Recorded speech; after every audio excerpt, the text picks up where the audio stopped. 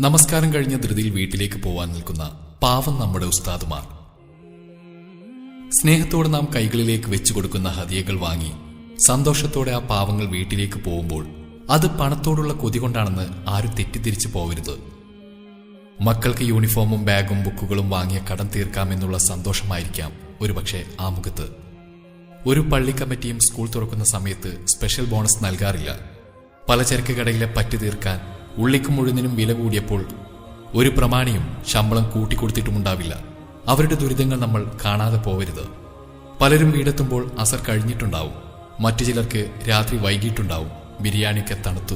പക്ഷേ മണിക്കൂറുകളോളം പഴക്കമുള്ള ആ ബിരിയാണിക്ക് നാം ചൂടോടെ കഴിച്ചതിനേക്കാൾ രുചിയുണ്ടാവും. അതിനേക്കാളുമൊക്കെ വിഷമം പെരുന്നാൾ ഉടുപ്പൊക്കെ ഇട്ട് വാപ്പച്ചിയെ കാത്തിരുന്ന പൊന്നുമക്കൾ ഉറങ്ങിയിട്ടുണ്ടാവും. ഉടുപ്പിന്റെ പൊലിമ മങ്ങിയിട്ടുണ്ടാവും.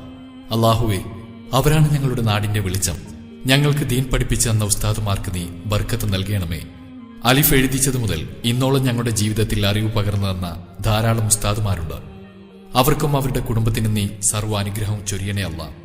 മരണപ്പെട്ടു പോയവർക്ക് നീ മഹ്ഫിറത്ത് നൽകണേ അല്ല. എല്ലാ ഉസ്താദുമാർക്കും അള്ളാഹു നന്മ ചെയ്യട്ടെ. നമസ്കാരം കഴിഞ്ഞ ധൃതിയിൽ വീട്ടിലേക്ക് പോവാൻ നിൽക്കുന്ന പാവം നമ്മുടെ ഉസ്താദുമാർ. സ്നേഹത്തോടെ നാം കൈകളിലേക്ക് വെച്ചു കൊടുക്കുന്ന ഹദിയകൾ വാങ്ങി സന്തോഷത്തോടെ ആ പാവങ്ങൾ വീട്ടിലേക്ക് പോകുമ്പോൾ അത് പണത്തോടുള്ള കൊതി കൊണ്ടാണെന്ന് ആരും തെറ്റിദ്ധരിച്ചു പോവരുത്. മക്കൾക്ക് യൂണിഫോമും ബാഗും ബുക്കുകളും വാങ്ങിയ കടം തീർക്കാമെന്നുള്ള സന്തോഷമായിരിക്കാം ഒരുപക്ഷെ ആ മുഖത്ത്.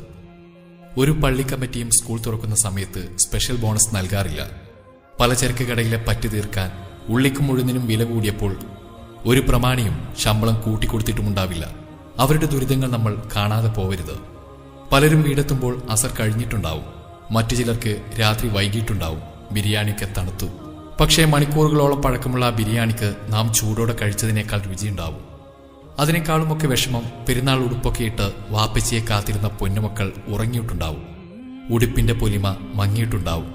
അല്ലാഹുവേ, അവരാണ് ഞങ്ങളുടെ നാടിന്റെ വെളിച്ചം.